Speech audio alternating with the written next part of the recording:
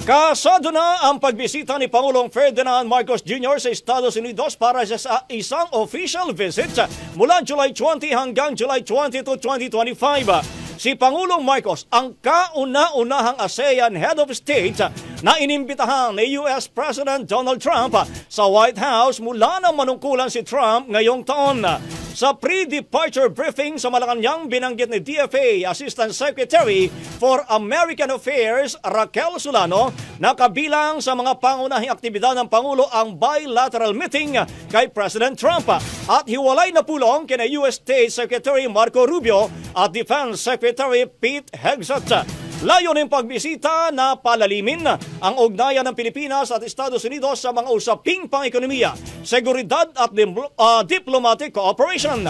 Isa rin sa mga tututukan ng panukalang US tarifa sa mga produktong galing sa Pilipinas, gayon din ang pagpapalawak ng oportunidad sa kalakalan at pamumuhunan.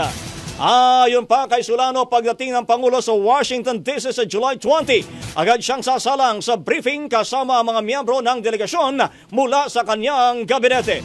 Sa July 21 naman ang nakatakdang pulong ni Pangulong Marcos kina Secretary Rubio at Secretary Hegseth para talakayin ang mga isyu sa mutual defense at regional security.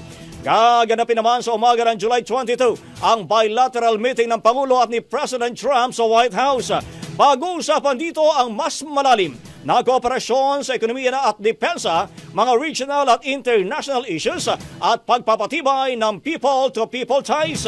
Magtatapos naman ang official visit ng Pangulo sa pamamagitan ng kapihan with the media bago bumalik sa Maynila. Ang bahaging ito ay hatid sa atin ng Mom's Love ES1 Capsule. Simulang tuparin ang pangarap ng iyong anak. And stunting now!